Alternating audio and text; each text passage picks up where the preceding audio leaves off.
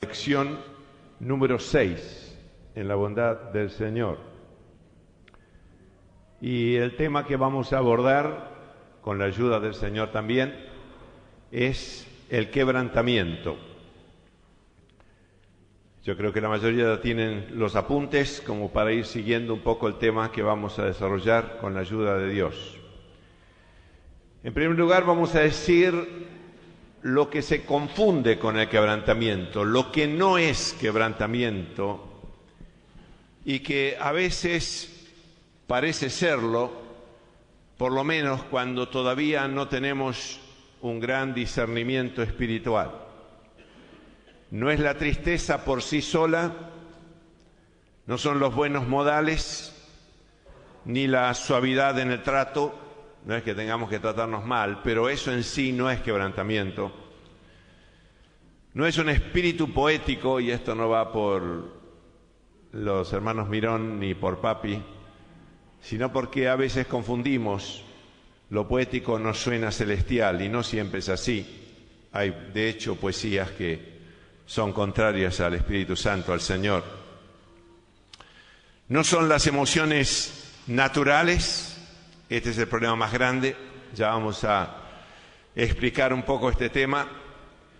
Y mencionamos una escritura que encontramos en Lucas 16:15, donde el Señor Jesucristo dice que lo que los hombres tienen por sublime delante de Dios es abominación. Es muy fuerte esa escritura. Hay hermanos, yo los he oído. Escuchan una música que les llega y ya es la voz de Dios. Miran la creación y es la voz de Dios. Y lo es en un sentido, pero no tanto en un sentido espiritual, como ya vamos a ver. La carne no mejora nada, pues lo que es nacido de la carne, carne es. Esto es muy importante que tengamos en cuenta esto que dicen las Sagradas Escrituras. Lo que es nacido de la carne, carne es. Que es nada menos que nuestro yo en el trono de nuestro corazón y de nuestros sentimientos. Aún podemos hacer la obra de Dios con el yo entronizado. Y esta obra será quemada, pues es madera, heno, hojarasca. Todo lo que hago aún en el nombre del Señor no tiene olor de Cristo, sino de mí mismo, si es que yo está entronizado. 2 Corintios 2:16 dice, porque para Dios somos grato olor de Cristo en los que se salvan, pero con el yo reinando poco o nada de olor de Cristo podemos sentir o emitir. Lo normal es que nuestra vida espiritual, de nuestra vida espiritual, la gente pueda percibir a Cristo y en particular nuestros hermanos y en particular los que viven cerca de nosotros. Estamos dando el ejemplo de un gran líder. Una vez escuché predicar sobre una campaña que había realizado y contó con lujo de detalles. Prácticamente todo su sermón fue contar cómo el Señor le respondió en esa campaña, y a mí no me cabe ninguna duda de que fue el Señor que le respondió, la manera en que lo socorrió. Tuvo que gastar millones de dólares que no tenía. El Señor lo asistió de una manera tremenda. Muchísima gente fue bendecida. Muchísima gente fue alcanzada por la gracia de Dios. Pero yo les puedo decir que después de escuchar la exposición de ese hermano, que era muy agradable, por supuesto, y evidentemente era un hombre de Dios, yo sentía tristeza en mi corazón que realmente no había exaltado a Cristo. Para mí salió él muy exaltado. Y esto que me tocó vivir es una cosa que muchas veces se ve en la iglesia del Señor, donde se habla de las grandezas que el Señor hace, pero que las hago yo con el Señor. Y a uno no le queda esa impresión en el corazón de que Dios ha hablado. Al contrario, queda un poco apabullado, como pensando una cosa que muchas veces nos ha sucedido. Y uno se empieza a pensar, ¿y de qué sirve lo que hacemos nosotros? Y tiene la tentación de dejar las cosas pequeñas y dedicarse a las cosas grandes, una tentación sumamente peligrosa cuando no es lo que el Señor manda. Yo lo atribuyo a que realmente Cristo no está ocupando su lugar y entonces lo ocupa de ratos, porque hay evidentemente cosas del Espíritu Santo, pero deja una mala impresión y las consecuencias en la vida de aquellos que están escuchando la palabra muchas veces son negativas. Una vez recuerdo, estando en España, escuché un cassette de un hermano muy querido para nosotros que no es de la congregación. Contaba sobre un avivamiento en Panamá. Lo pasaban por la radio, varias veces lo pasaron por la radio Amistad de allá. Y después de haber escuchado ese cassette, yo no sabía ya si era convertido o qué era. Tal fue la depresión que me agarró después de haber escuchado una palabra tan fantástica y tan desprovista de la humildad que tiene que caracterizar a todos los siervos de Dios. Así que no tenemos que confundir las cosas. Es bueno saber lo que no es, por lo menos un pantallazo de lo que no tenemos que confundir con la obra de Dios, ni tampoco con el quebranto del corazón. Sí, glorifico a Dios, pero en el trono estoy yo. Y la diferencia es abismal, es importantísimo. En segundo lugar, vamos a decir positivamente, ¿qué es el quebranto del corazón? ¿El quebranto de qué? Preguntamos. El quebranto de nuestro yo, de nuestra personalidad, que es el que apadrina a la carne. La carne en nuestra vida no surge de la nada, surge de nuestro propio liderazgo, nuestra propia vida, aún cristianos, y aún puede ser bautizados con el Espíritu Santo, y aún con grandes experiencias del Señor. Sin embargo, el yo está entronizado. Cuando nos entregamos a Cristo, se entabla una lucha que está descrita en Gálatas, y en particular en Gálatas 5:17 dice que esa lucha es para que no hagamos lo que queremos, para que sepamos que nunca somos dueños de hacer lo que queremos. A veces en nuestra impaciencia o rebeldía decimos, bueno, pero yo hago lo que quiero, pues estoy haciendo lo de la carne, ya está, no hago lo que quiero. O hago lo de la carne o hago lo del Espíritu, lo de Dios. Y lo aclara Gálatas 5:17, que es a fin de que no hagamos lo que queremos. No tenemos la libertad de hacer lo que se nos da la gana. Es una lucha que se entabla desde el momento que nos entregamos a Cristo entre la carne y el Espíritu. Antes de ese momento no había lucha. Nuestra vida era una vida como la de cualquier mortal en la tierra. No teníamos el Espíritu de Cristo, no teníamos la vida de Dios, no teníamos la nueva naturaleza. Por lo tanto, no había ninguna lucha, había una sola naturaleza que era la vieja, en algunos casos más refinada, más cuidada, en algunos casos muy ordenada, porque no, hay gente que tiene una vida muy ordenada y nos alegra, pero no la vida de Dios. Y entonces no se entablaba en eso ninguna lucha en nosotros. A partir del momento que nos hemos entregado a Cristo, se presenta indefectiblemente la lucha en cada ser humano, en cada creyente. Y es una buena señal de que tenemos una lucha, es señal de que está el Espíritu Santo en nosotros. Lo que es de la carne, carne es. Lo que es del Espíritu, Espíritu es. No hay medias tintas. Hay parecidos, pero los resultados son totalmente diversos. Lo que se siembra en la carne produce corrupción, lo que en el Espíritu, del Espíritu segará vida eterna. El hecho de que nosotros a veces no alcancemos a distinguir si algo es hecho en la carne o hecho en el Espíritu, a veces es muy sutil la diferencia, nosotros no podemos. Pero sepamos que aquello que hemos hecho en la carne, por más parecido que sea a la obra del Espíritu Santo, va a producir corrupción.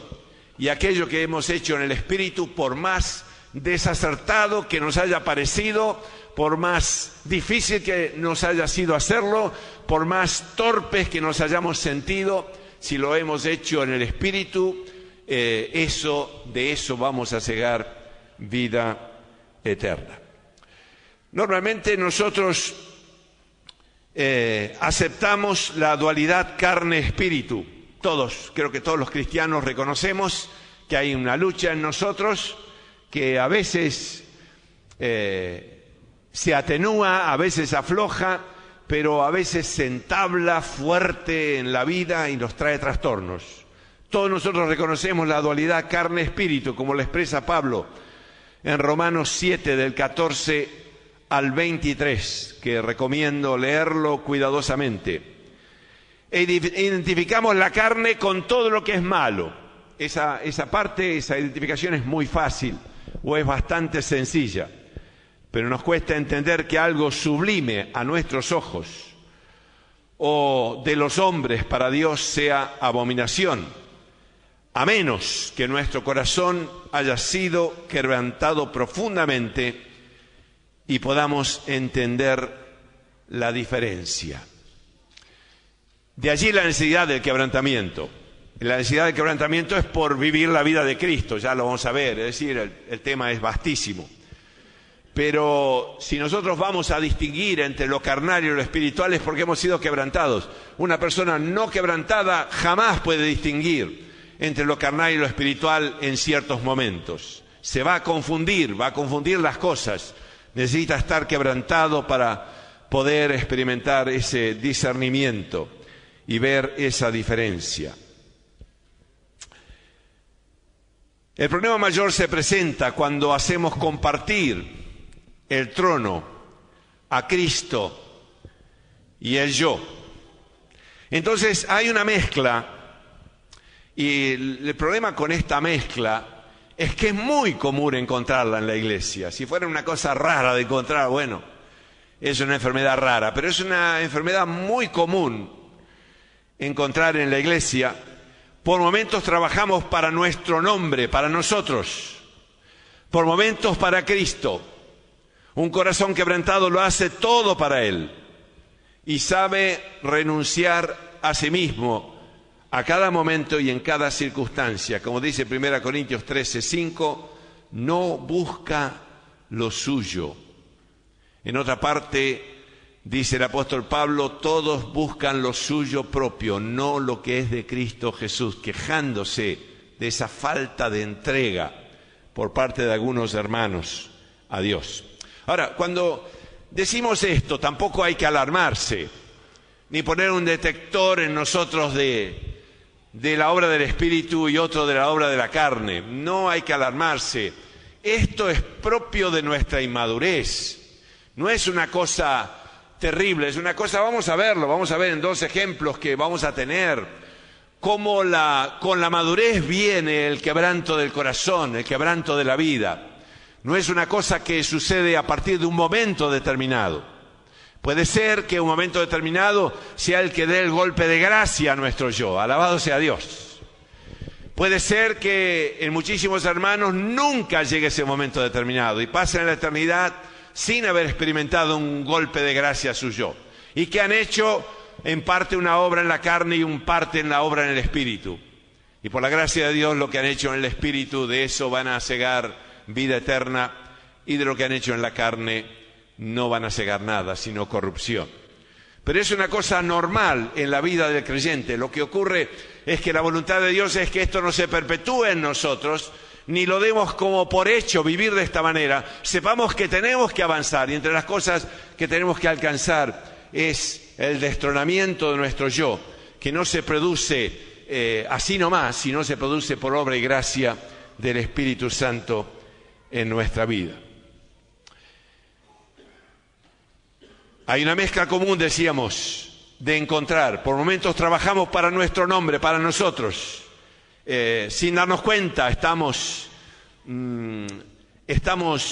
siendo protagonistas nosotros, nos sentimos protagonistas, nos sentimos de valor, nos sentimos que el Señor nos está usando, empezamos a aprovecharnos de esa circunstancia y el Señor queda destronado. Y en algún momento, con toda humildad y mansedumbre, renunciamos a nosotros mismos y dejamos que el Señor haga su obra. Y el famoso texto de Gálatas 2:20 que lo expresa de una manera tremenda: con Cristo estoy juntamente crucificado, y ya no vivo yo, mas vive Cristo en mí. Y lo que ahora vivo en la carne, cuando dice en la carne quiere decir en el cuerpo, no que vive en la carne Él. Es decir, todavía no está en la presencia de Dios en el Espíritu, no le ha sido dado un cuerpo celestial. Lo que ahora vivo en la carne, lo vivo en la fe del Hijo de Dios. Y yo quiero decirles, mis hermanos, que este texto debería ser un texto central para nosotros. He conocido organizaciones, recuerdo hace muchos años, este era uno de los textos centrales que se usaba en Lapen, y me parece tan bien que nos tomemos en serio aquellas escrituras que pueden hacernos avanzar en el camino. Con Cristo estoy juntamente crucificado, y no vivo yo, mas vive Cristo en mí. Y lo que ahora vivo en la carne, la vivo en la fe del Hijo de Dios. Es una cosa que se nota desde lejos cuando una vida practica esto. Y yo quiero decirles que es algo que tenemos que resolverlo nosotros en frío. Es una decisión que tenemos que tomar cada día. Es una decisión frente a cada dificultad que tenemos que adoptar esta posición o la otra. O dejarnos estar. Si nos dejamos estar, ya estamos en la otra posición. Alguien dijo que los peces en el río van nadando contra la corriente todo el tiempo. Y si uno alguna vez ve un pez que viene a la deriva con la corriente es porque está muerto. Ellos en su vida, una parte importante de su vida la pasan remontando los ríos. Yo no conozco las costumbres de ellos, repito lo que escuché una vez.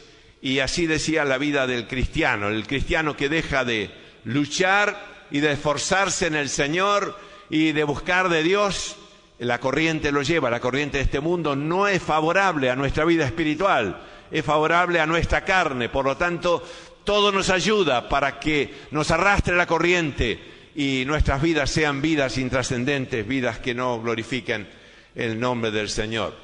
Por lo tanto, es importante esa decisión que tenemos que tomar. Si tenemos luz para entender esto que estamos diciendo, esa decisión, yo sé que hay cosas como el quebrantamiento que muchas veces hemos pensado, ¿cómo puedo yo entrar en quebrantamiento? Por lo que acabamos de decir ahora mismo, que somos tan inmaduros y nos podemos devanar los sesos, clamamos a Dios, le suplicamos, nos acercamos a Él como podemos y nos cuesta enternecer el corazón, a veces semanas, a veces meses, a veces años, a veces cada tanto tiempo experimento un quebranto del Señor. Y eso un poco es propio de nuestra falta de desarrollo espiritual. Eso no es grave si no se prolonga en el tiempo. Si estamos haciendo lo que tenemos que hacer para que Dios llegue a nuestra vida y por fin la quebrante profundamente y definitivamente. Pero hay decisiones que tenemos que tomar que no hace falta estar quebrantado para tomarlas. Que vamos a ser quebrantados si las tomamos. Y una de esas decisiones trascendentales en nuestra vida es no vivir ya yo, sino que viva Cristo en mí. Y muchas veces, si ustedes están atentos y estamos atentos, nos vamos a dar cuenta que a veces en un momento determinado, quizá en la hora más difícil que tenemos, todos tenemos alguna hora, para muchos es la hora de la mañana, para otros las horas de la noche, para lo que sea.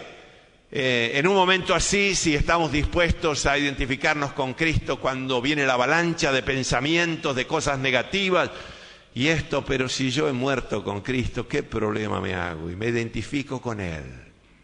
Esa decisión la tengo que tomar yo, la tiene que tomar usted, mi hermano, definitivamente, sin ninguna emoción, sin sentir nada. Es una decisión trascendental que va a ir tomando cada día, y que va a ir transformando su ser entero. Las experiencias van a venir después, No esperemos la experiencia para tomar la decisión, sino que las experiencias van a venir después.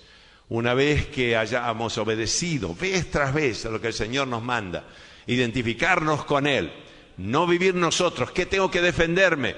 ¿Qué tengo que opinar de lo que el Señor me manda hacer? ¿Qué tengo que pensar que es difícil? ¿Qué tengo que pensar que no voy a aguantar? ¿Qué tengo que pensar que no voy a poder más? Si estoy crucificado con Cristo y vive Cristo en mí, aleluya. ¿Se da cuenta que hay una llave ahí tremenda que podemos abrir en el peor de los momentos? En el peor de los momentos, en frío, sin ninguna emoción, sin ningún sentimiento. Y esto va a desatar una catarata de sentimientos espirituales, porque cuando obedecemos a Dios, Dios está con nosotros y nos hace gozar en su presencia. Ahora, a veces ha habido dificultades para los que no tienen el bautismo del Espíritu Santo. Aclaramos acá y somos implacables para los que no hablan en lenguas, que es la característica del bautismo del Espíritu Santo, que llegan a prohibir las emociones porque no disciernen si una emoción es del Espíritu o no.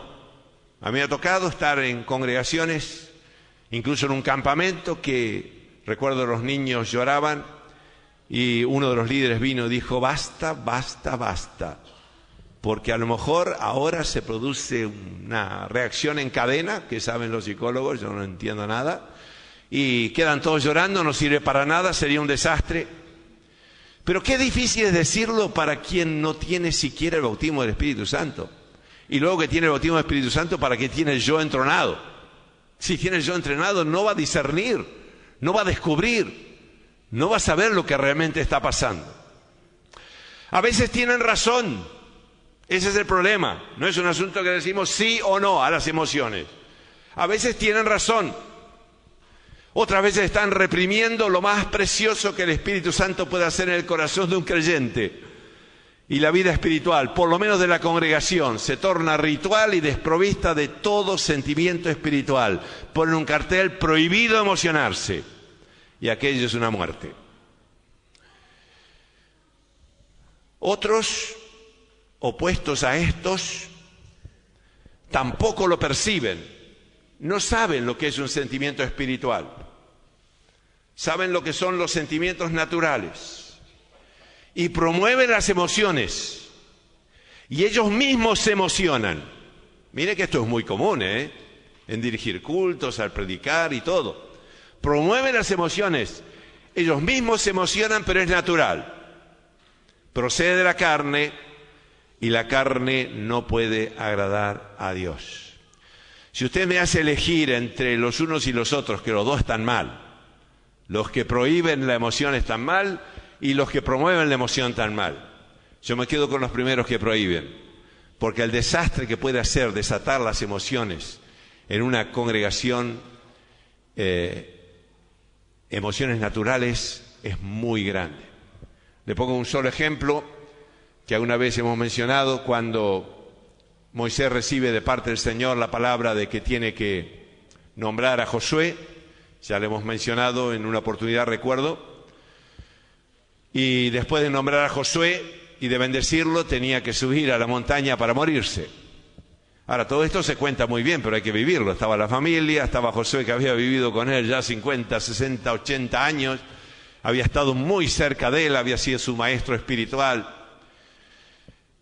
Y uno puede pensar, si allí Moisés no hubiera tenido discernimiento espiritual, no hubiera sido un hombre quebrantado como era, que sabía discernir bien entre lo de la carne y el espíritu, podía haber soltado emociones y se hubiera armado un mar de lágrimas. Los hijos hubieran quedado mal, la mujer hubiera quedado mal, los que despedían, Josué hubiera quedado mal. Y sin embargo lo vemos con toda valentía, que haya llorado algo, puede ser, pero no desató un mar de lágrimas. Se ve con toda valentía obedecer la palabra de Dios, hacer la reunión, encomendar a Dios y bendecir a Josué como sucesor, darle un beso a él, darle un beso a cada uno de los más allegados, porque supongo yo que si besa a todo el pueblo todavía estaría vivo. Era 1 millón de personas. Y al fin saluda a la familia, se despide de ellos con, supongo yo, que un beso, un abrazo corto.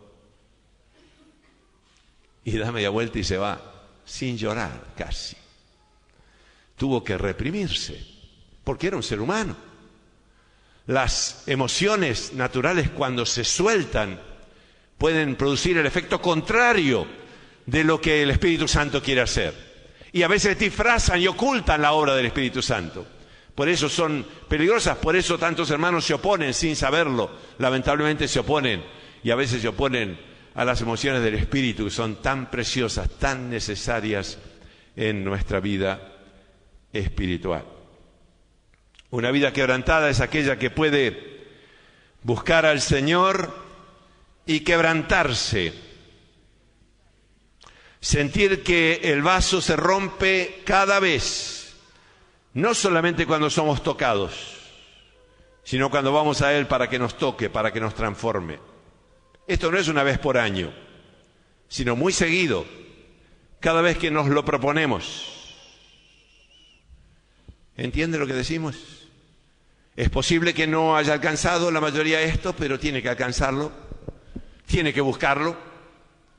Es como va a ir creciendo en relación con el Señor en la vida espiritual, a medida que va madurando.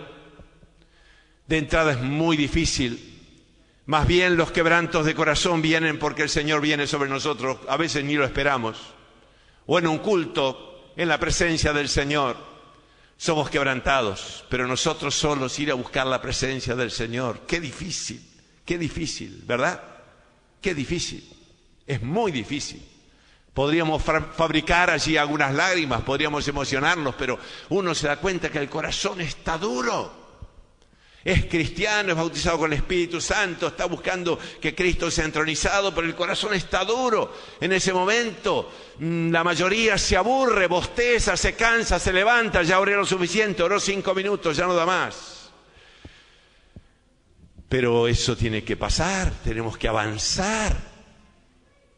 ¿Que nos va a costar? Claro que nos va a costar, pero tenemos que avanzar. No es un asunto de esperar que Dios me quebrante una vez cada año o cada tantos años. Recuerdo una vez que el Señor vino, sí, pero tiene que seguir viniendo. Yo no puedo vivir de aquello que experimenté aquella vez. Y esto es algo que tenemos que buscar con todo nuestro corazón.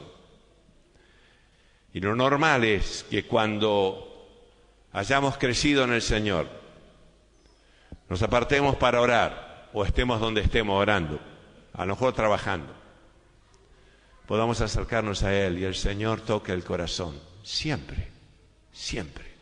¿Saben qué tremendo que es eso? Qué tremendo es sentir que el Señor viene, a veces cargados como estamos, afligidos, la presión es inmensa, a veces la presión de la vida y siervos de Dios, la presión de la obra, que hay momentos que parece que vas a estallar y te acercas a la presencia de Dios.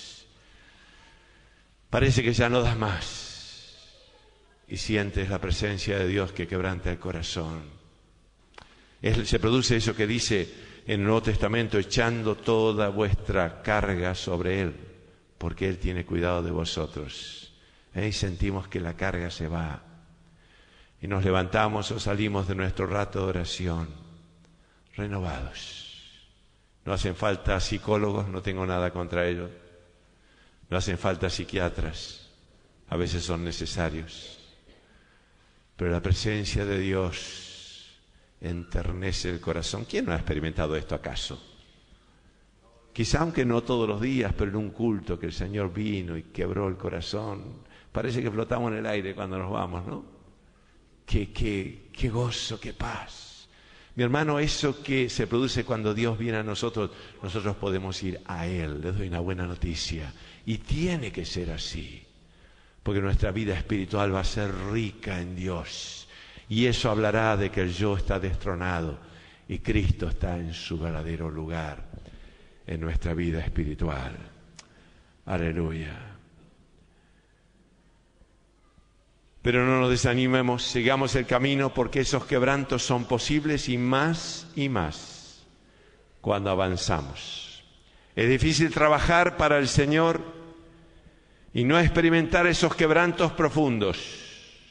Estos mismos quebrantos son los que nos alejarán de las tentaciones carnales. En algún momento, en alguna clase vamos a tomar este tema de las tentaciones carnales y especialmente la sexualidad del siervo de Dios. En algunos casos llega a ser dramático, otros casos está reprimida. Hemos estado hablando los pastores y contándonos experiencias en nuestra vida muy sencillas, como el Señor nos fue librando de las tentaciones y cómo ha puesto un nuevo anhelo en nuestro corazón que no nos hace apetecer aquellas cosas que el mundo y el creyente carnal vive mirando por la endija, a ver si podría entrar en alguna de aquellas cosas de la carne. Y da como resultado, incluso hombres y mujeres ya grandes, ya mayores, que todavía, y gracias a Dios que todavía son honestos, todavía se confiesan esclavos de las pasiones, hombres y mujeres casados, que todavía no pueden dejar en los hechos. En su corazón está el adulterio. Es la señal más fuerte de que la presencia de Dios no está llegando a su corazón.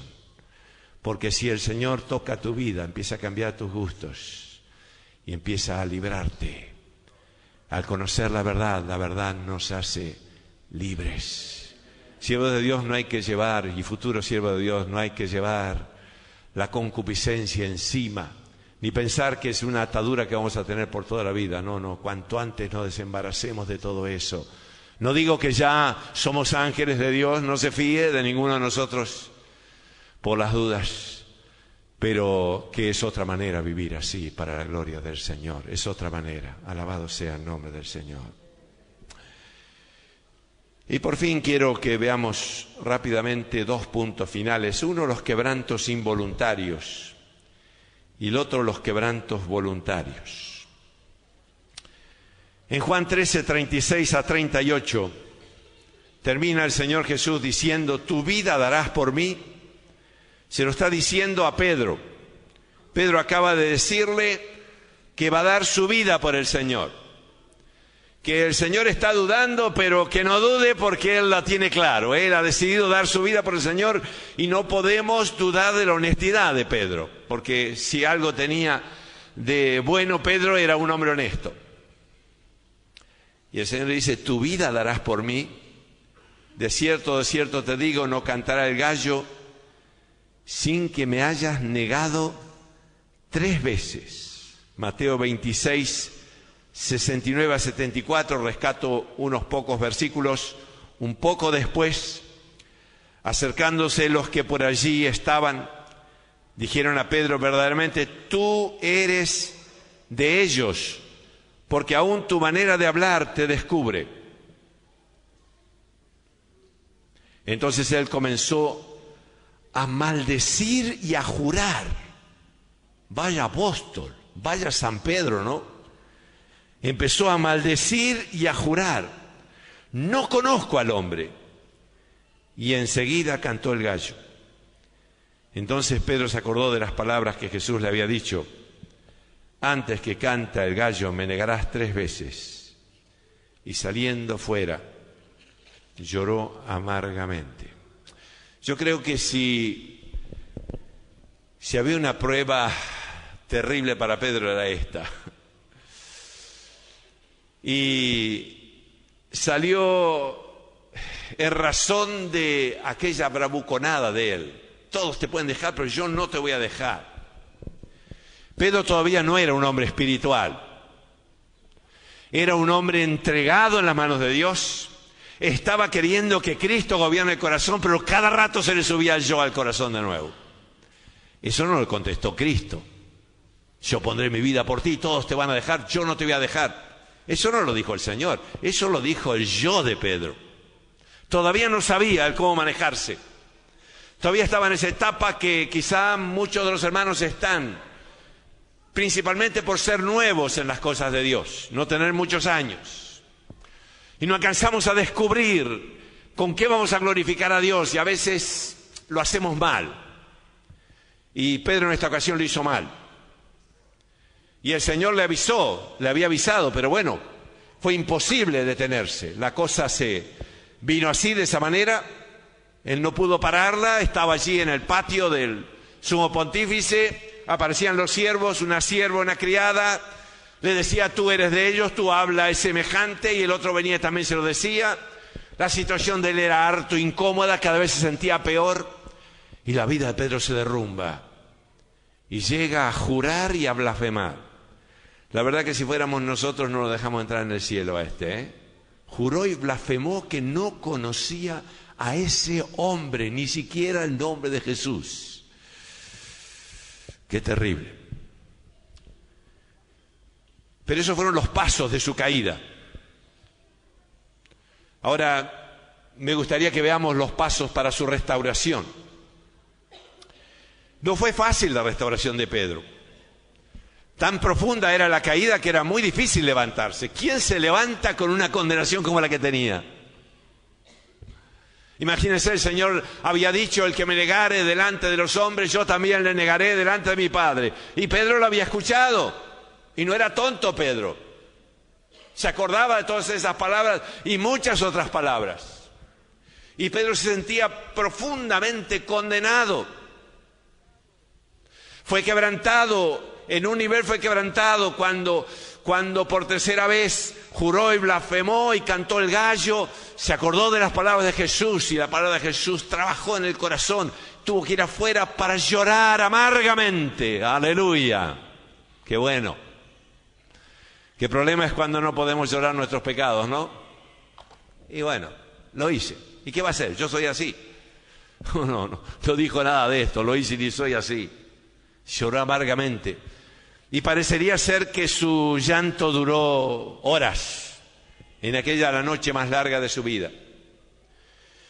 Pero el Señor resucitó, y Pedro tenía que encontrarse con el Señor.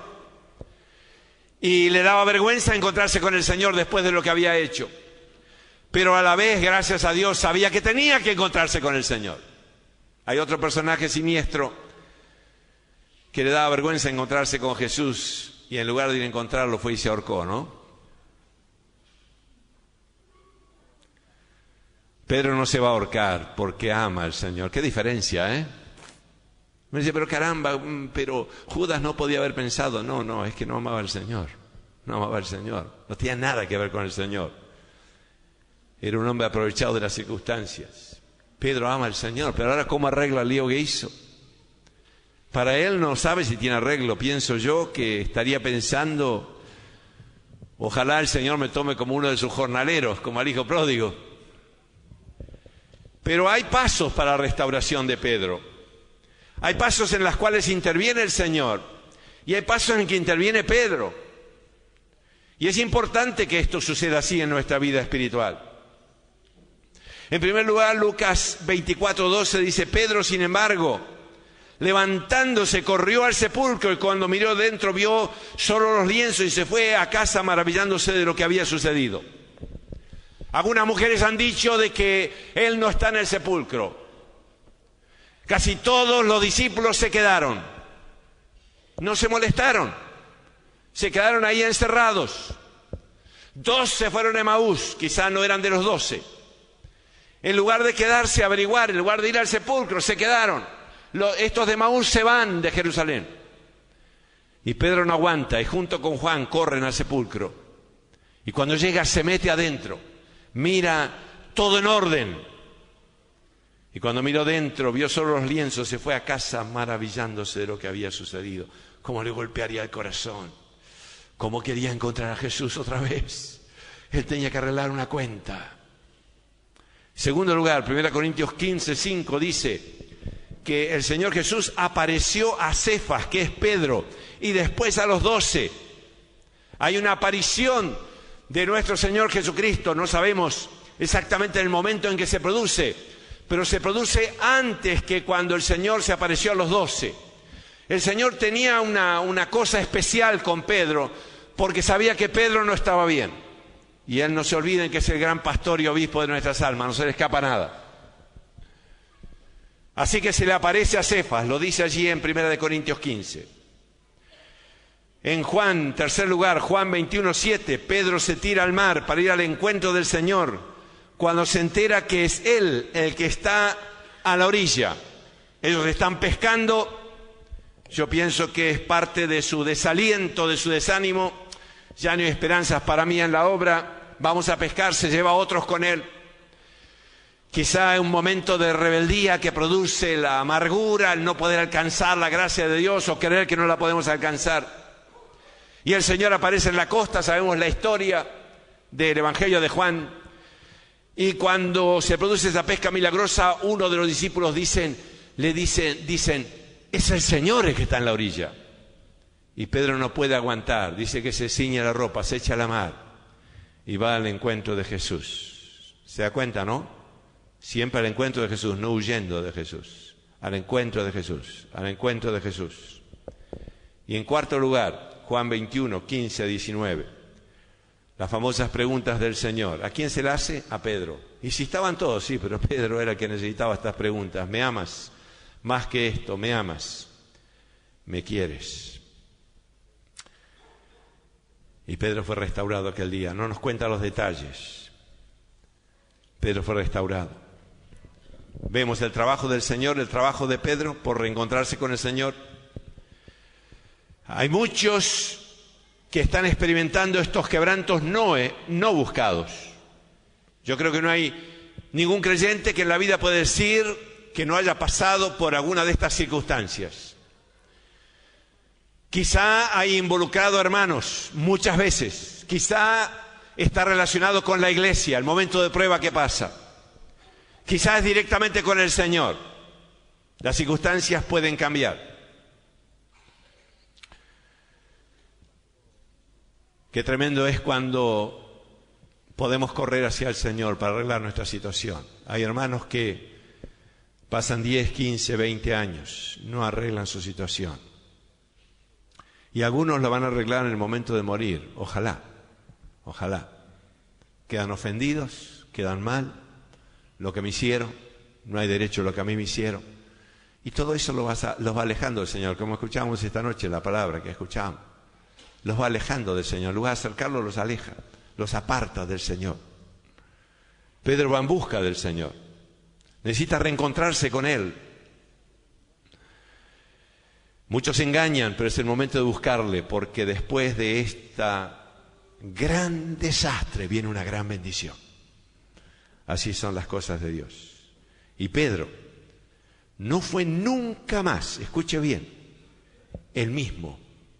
Y esto no es casualidad, sino es la operación de Dios en su corazón, que terminó de romper con su viejo yo para que Cristo viviera en él para siempre. Usted vio que hay una diferencia enorme entre el desempeño de Pedro en los evangelios y el desempeño de Pedro a partir de la ascensión del Señor en Pentecostés. No que sea perfecto, no que sea angelical, no que nunca más cayó ni pecó, no estamos diciendo esto, pero hay una diferencia enorme, la manera en que se conduce, la firmeza que tiene, la claridad. Conduce una iglesia en Jerusalén que quizá tiene 20, 30, 40 mil personas, hermanos consagrados, hay apóstoles, hay profetas, hay pastores, hay maestros en esa congregación. Y este hombre con mano firme. Es hermoso ver cuando uno lee el libro de los Hechos de los Apóstoles, todas las intervenciones de Pedro, no le queda olor a Pedro, queda olor a Jesucristo, aleluya. Lo ha logrado. Tuvo que pasar por un gran quebranto, no fue el único, pero parece ser que hay determinadas circunstancias que dan el golpe de gracia en nuestra vida espiritual, si podemos asumirlas con humildad y si podemos reencontrarnos con Dios otra vez. Dios usa estas cosas para quebrantarnos, para bendecirnos, porque queremos avanzar en el camino, ¿verdad? Es verdad que nosotros vamos a buscar ese quebranto de corazón, es verdad, todo eso está bien, pero también es verdad que el Señor usa estas circunstancias, a veces terriblemente dolorosas, inexplicables, grandes injusticias, que son la bendición más grande para nuestra vida espiritual, porque nos hacen decidir, o me identifico con Cristo en la cruz y sufro la vergüenza, o me defiendo. Y muchos hermanos se pasan la vida defendiéndose y viviendo para ellos, para su yo y nada más. Y en cuarto lugar, los quebrantos buscados. Tanto el uno como el otro produce lo mismo. Solo que es bueno saber que hay momentos que debo buscarlo, porque de otro modo nuestra vida será algo muy pobre si realmente no buscamos esas ocasiones en que el Señor puede quebrantarnos. Génesis 32, será bueno leer cada uno todo el capítulo, la historia es parte de la historia de Jacob. Ahí lo tenemos en un momento sumamente difícil. Ustedes saben que Jacob había engañado a su hermano, en un par de oportunidades había engañado a su padre, había robado la primogenitura, había robado también la bendición del padre. Por esa razón tuvo que escapar. Su hermano dijo que llegaría el día en que lo iba a matar cuando faltaran sus padres. Y bueno, él se fue a una tierra lejana, a la tierra que había sido de sus padres. Pasa allí unos 20 años y después de esos 20 años vuelve otra vez a su tierra. Y cuando está volviendo a su tierra está pensando en su hermano, quiere encontrar a su hermano. 20 años es mucho tiempo, pero hay gente que en 20 años está más furiosa que cuando recién empezó. Se va alimentando el odio, el odio, el odio. Él no sabe si su hermano está en esa situación. Y quiere encontrarlo, sabe que no le queda más remedio, no tiene otro lugar para ir en la tierra, va a ir allí a la zona de la casa de sus padres. Y alguien le trae la bonita noticia que viene Esaú a su encuentro y 400 hombres con él. Vaya la gracia que le hizo. Se quedó helado ese día, helado. 400 hombres con él y no serán maestros de jardín de infantes los que vienen. Vendrán con espadas. Acá viene el día de la venganza que mi hermano ha dicho. Qué terrible. Así que estaba sumamente angustiado. Ahora él tenía esposas, tenía hijos, tenía siervos, siervas, ganado. Era todo un pueblo que se desplazaba junto con él. Toma una estrategia, divide a su familia en dos partes, porque dice, si ataca una, que la otra pueda escapar, por lo menos, que no se me muera todo.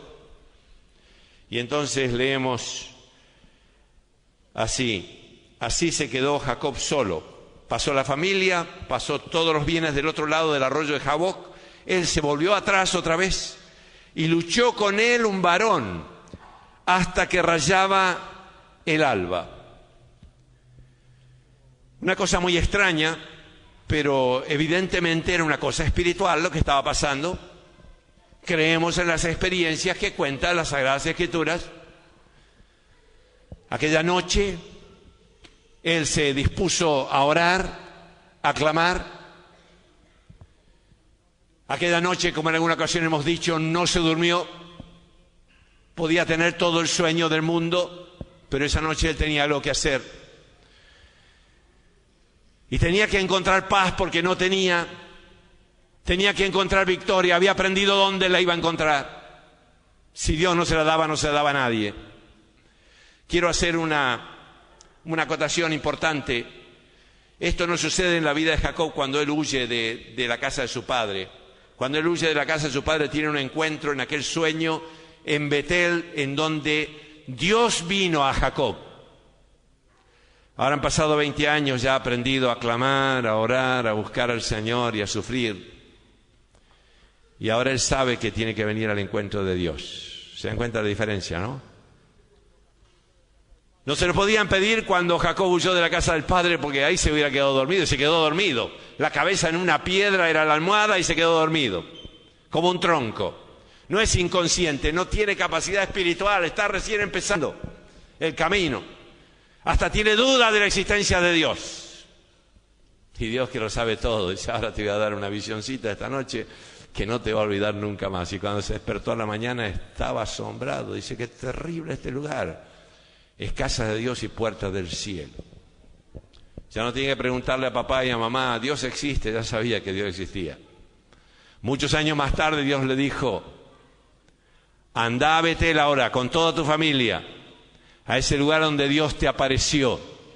Era el Dios que él había conocido en Betel, el Dios personal.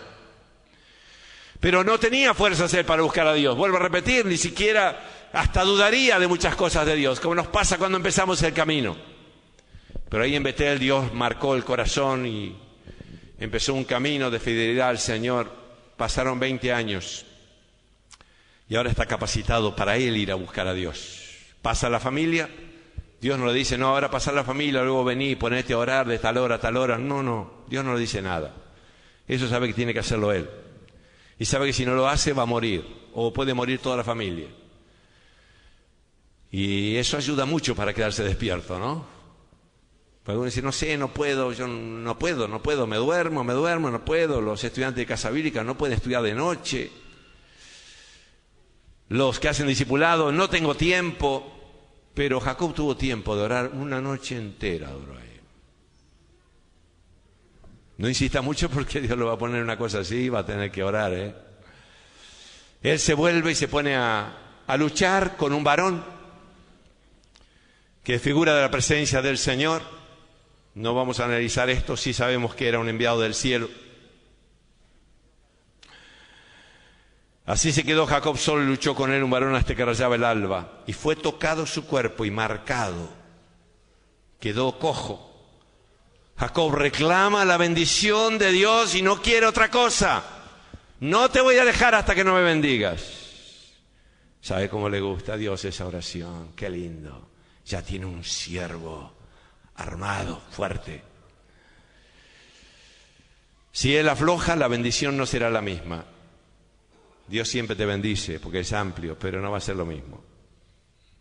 Al fin le cambia el nombre, que ya no será más Jacob, que significaba suplantador, sino Israel, porque has luchado con Dios y con los hombres y has vencido. Al amanecer, la lucha ya había terminado. Jacob no era más el mismo. Y le puso al lugar Peniel porque dijo, vi a Dios cara a cara y fue librada mi alma. No era más el mismo. Se da cuenta que estamos en un caso parecido al de Pedro. Vos vas a repetir, Jacob no es que ahora era un santón que no podía caer más, podía tener defectos, pero ya no era más el mismo. Hasta Dios tuvo que cambiarle el nombre. No te puedes llamar más Jacob. Tu nombre se va a llamar Israel. Has luchado con Dios y con los hombres y has vencido. Dios provee las circunstancias especiales, como en el caso de Jacob. Su conciencia que le acusa, el temor a ser muerto por su hermano, la angustia mortal que lo rodea, que no le permite tomarse tregua ni dejarlo para más adelante. Bueno, hoy me duermo, pero mañana sí lo buscaré. O si no, el mes que viene, o en las vacaciones, o más adelante. Hay momentos claves en nuestra vida espiritual y dichoso el siervo de Dios que lo aprovecha y pasa adelante. Lo que sería una desgracia para cualquiera, como es tener un pariente así enfurecido que te quiere matar, es una bendición para los hijos que somos acicateados para buscar al Señor o morir o correr peligro de muerte. La oración o el clamor, como una lucha en el espíritu, es un ejemplo viviente de oración en situación de desesperanza que más beneficios trae a la vida espiritual cuando echamos mano de ella. Jacob pudo optar por echarse a dormir aquella noche, pero quien está llamado no puede darse el lujo de hacerlo. Y estamos hablando a llamados, al ministerio, los que estamos aquí en este lugar. A lo mejor lo mismo el Señor lo salvaba al día siguiente, pero jamás hubiera conseguido la bendición que consiguió para su vida. Y todavía hoy nos habla a nosotros. También hubiera sido posible que hubiera perdido su vida. ¿Quién le garantizaba salir airoso de semejante situación? Hay un antes y un después en la vida del siervo de Dios. Y mis hermanos, si no ha llegado ese momento todavía, y creo que a las pruebas me remito, la gran mayoría no ha llegado a ese momento, sepa que tiene que acercarse a ese momento lo más rápido que pueda. Poner todo su empeño, en, como decíamos hace un momento, tomar la persona de Cristo, que viva Él. Y muchas veces esa opción trae un sacrificio de nuestra parte. Muchas veces es porque hemos sido ofendidos, hemos sido a veces maltratados, y en lugar de responder tenemos que aceptarlo. Y al tomar esa resolución de que Cristo viva en nosotros, empieza a hacerse una norma de vida. Cristo vive en nosotros, Cristo vive en nosotros, Cristo vive en nosotros.